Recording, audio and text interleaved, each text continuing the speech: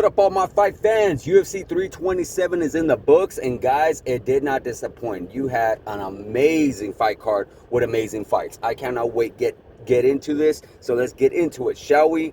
In the main event, a very disappointing performance by Yuri Prochazka. He gets KO'd by Carlos Ulberg. Carlos Ulberg is your new light heavyweight champion of the world. And why do I say disappointing for all you fight fans that did not see the fight? Well, because Carlos Ulberg was hurt in the first round. Carlos Ulberg was pretty much done. He was there to be TKO'd. He was there to be stopped. But Yuri Prochazka, according to him, said he showed mercy. Yeah, Carlos Ulberg had hurt his knee or something. I can't remember what it was. It could have been his calf. It could have been his knee. They're saying it is knee.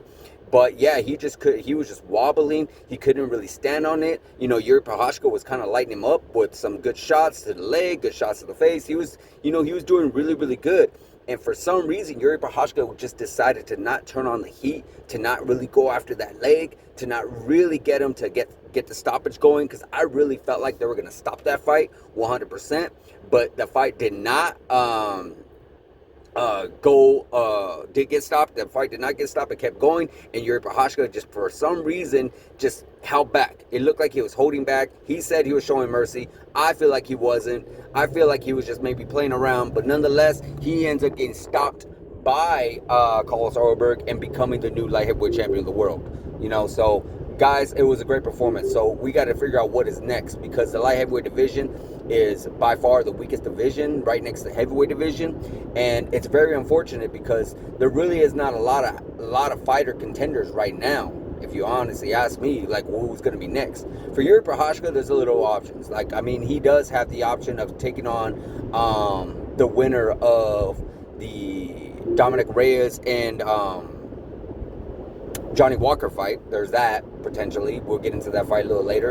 And then Carlos Ulberg, you know, with him possibly being out, we're not 100% sure what it is. If it is an ACL tear, which I think it is, then yeah, it's going to be a long road for him. Really, it's going to be a very long road for him, because that means they're going to have to vacate the belt, and that also means that they're going to have to find a new champion, or a new interim champion, maybe an actual champion. Maybe he has to vacate altogether and fight altogether. But then again, the light heavyweight division is so dwindled down to like next to nothing. Who are we going to give it to? Like, who are we going to give it to? Because you got Paul Acosta, who pretty much had a great performance. We'll get into that fight later on as well. And against who? You know, because Ankalaev, he's coming off a loss. Khalil Roundtree's coming off a loss. Jamal Hill has not had a really great win. I mean, I guess the only thing I can really think of is that Paulo Costa, with the only real good ranked light heavyweight at the moment, going against a possible Hamza Chimaev. If he gets past Sean Strickland, you know, that could potentially be a matchup itself. So I'm not sure what the light heavyweight division is going to look like. But speaking of Paulo Costa, in the co-main event, he looked really good. I'm drawing a blank on this guy's name. He was 16-0. I'm sorry right now, but I'm really it was a Russian name. I get it. He looked really good. But at the end of the day, Paulo Costa's how would you say,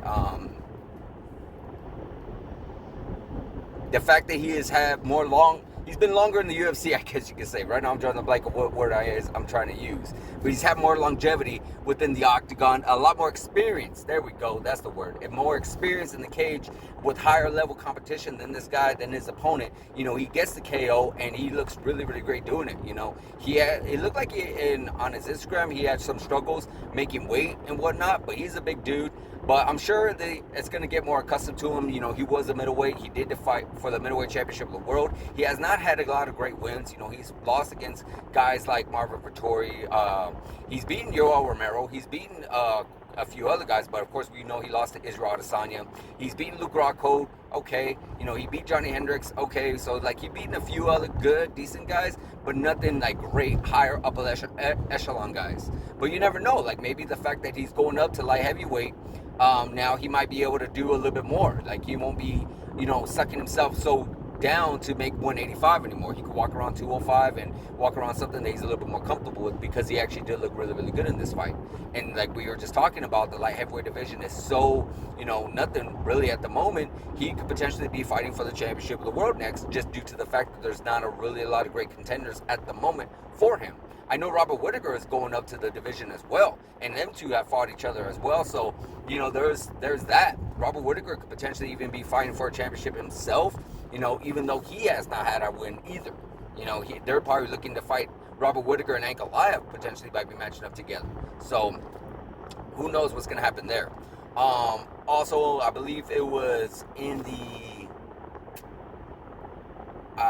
Curtis Blades versus, what's his name? Kendra Holt, Chris, something to that nature. But good God, I don't remember the name really quite well, but I definitely remember that fight. And those guys threw down, rock 'em, sock 'em. It wasn't the greatest technical fight ever, but it was one hell of a brawl. These guys went toe to toe. These guys went all at it. I was just, oh my God, I was sitting at the edge of my chair. I could not believe how great this fight was from heavyweight standpoint. The heavyweights don't normally have great fights like this. The heavyweights normally have really more technical fights just due to their size. They're not able to withstand the kind of punches and withstand the kind of cardio those two guys were letting out. But these guys were throwing bombs. 100% fight of the night, 100% fight of the year. There's no other fight that's going to be comparing to these two guys right now. Now, as far as what's next, well, there's not a whole lot that's next, because these guys, again, the heavyweight division is by far the second, if not the first worst division in the UFC right now. They did make a star in the making, 100%.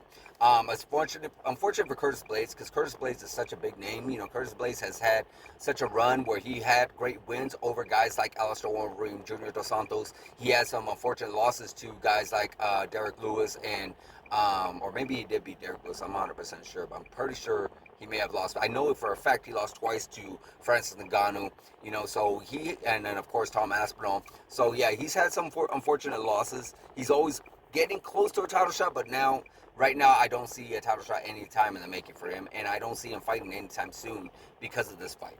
As far as his opponent goes, I mean, Curtis Blades was a good step up, but it looks like he just got added to the White House card because Donald Trump himself wanted Derek Lewis, who just so happens to be Donald Trump's favorite fighter, on the White House card. So those two guys, Derek Lewis's opponent, forgive me for forgetting the last name. I believe it was Chris something, Holdbert or something like that.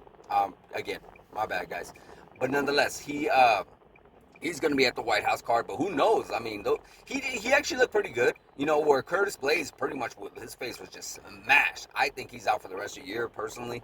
But his opponent, he actually looked pretty fresh. He looked good. He didn't look like he was beat up too bad. So he could very well make it. He's going to need, obviously, some time off to heal, and it's going to be a while. But at the end of the day, June 14th is not that far away. June 14th is really not that far away, so we really got to see what happens as we get closer. Maybe we know Derek Lewis for sure is going to be on that card, but we do not know if that guy is going to be facing him. And again, if he goes toe-to-toe with Derek Lewis, Curtis Blades is a great wrestler and a decent striker, as we saw, but he has no Derek Lewis power, and that's something that this guy really, really wants to pay attention to. He really doesn't want to go toe-for-toe, tit-for-tat, and blow-for-blow with Derek Lewis, because Derek Lewis got some thump on those punches for sure. Also on the card, we had the most lackluster light heavyweight fight in probably recent memory with Dominic Reyes versus Johnny Walker. Both guys know they have power. Both guys did whatever they could to not get hurt, to not get knocked out, and try to win. And at the end of the day, us fight fans were the losers in that one. It was very technical, very, very slow. It wasn't anything that was going to blow your hair back. It wasn't anything that was going to make any memories. It wasn't even anything that, it was probably by far one of the worst fights we've seen in recent memory in the light heavyweight division, on my personal opinion. So, but nonetheless, Dominic Reyes gets the win. He is by far another guy that just so happens to be winning in the light heavyweight division, outside of all the guys who have not gotten a win in the light heavyweight division. So who knows what's going to be next? Maybe a Yuri Prochazka against Dominic Reyes. I know those two already have fought. He got knocked out by Yuri Prochazka, so that could be some get back for him. So there's a lot of options for people who would not on a winning streak right now. You know, still could be a potential Jamal Hill fight, could be a potential all kinds of other fights. You know, and as crazy as it sounds, as Dominic Reyes, he could potentially fight for a championship if he gets 2 more wins. That's how crazy this division is right now. Johnny Walker gets 2 more wins, he could potentially fight for a championship. That's just, there's really not enough stars, there's really not enough contenders in the lightweight division where these two guys can very well easily be fighting for the belt later on this year. That's how crazy this is. Cub Swanson gets a send-off. He becomes, you know, the last fighter, or not becomes, but he is the last fighter that was fighting in the WEC days. I don't know if you guys remember those days. Those were some great-ass days. A lot of great legends came out of there, but yeah, he's gone. He's retired. The guy has fought in the who's who. He may have not won won a championship, but he's fought in some of the greatest legends of all. He's fought in guys like Brian Ortega, Frankie Edgar, Dustin Poirier. I mean, you name him, he's fought in Jose Aldo.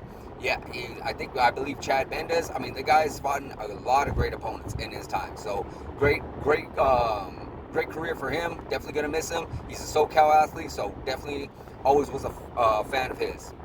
On the undercard, you had another good line of fights. You had Aaron Pico versus Pitbull, 2 fighters from Bellator days, and it was a really good fight. You know, Aaron Pico, we all know that we all had some real high hopes for him coming into the UFC as possibly being a really good contender. Pitbull, he didn't start off too well with the UFC. You know, he was matched up well against Yair Rodriguez, but Yair Rodriguez pretty much schooled him. And then he got a fight, I believe it was with Dan Ige. Did not go off, did not look great, but he ended up getting the victory.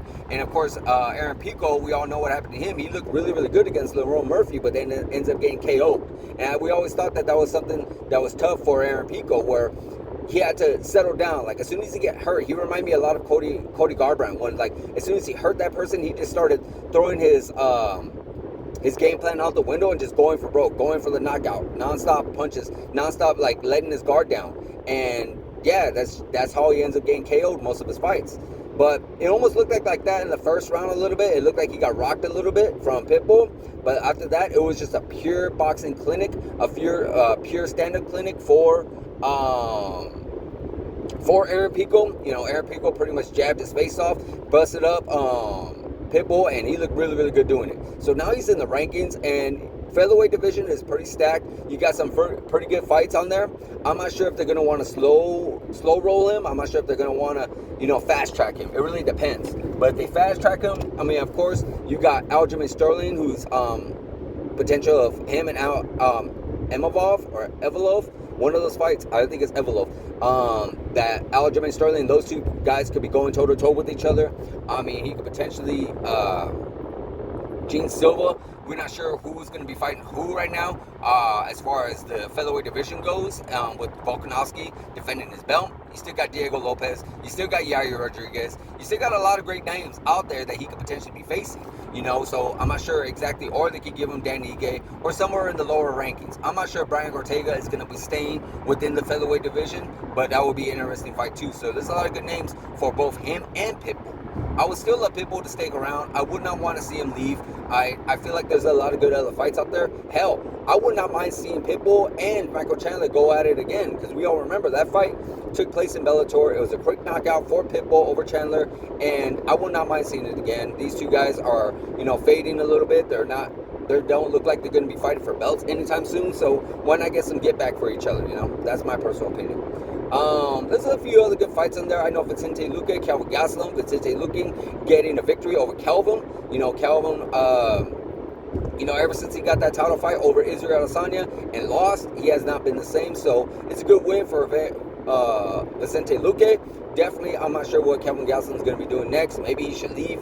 I would recommend him going to, like, maybe the PFL, or maybe get his hands into some bare knuckle, because he's a great fighter. You know, he can throw his hands, he can do whatever he needs to do to get himself in that kind of shape. So I would love to see that 100%. So yeah, there was a few other good fights in there, guys, but I just want to talk about those ones right now. I'm sure you guys, if you guys have not seen it, it's on Paramount. Definitely go check it out. Go check out that replay. A lot of great fights you definitely do not want to miss. You don't want to miss the heavyweight fight. You don't want to miss you don't want to miss that heavyweight fight. I promise you guys, it was one hell of a fight. It was definitely in the history books. 1000%. Go check it out. So let me know what you guys think of my what's going to be next for these fights. Let me know what you guys think of the results. Let me know in the comments, guys. Like, subscribe, hit that notification button, and I'll see you guys in the next video.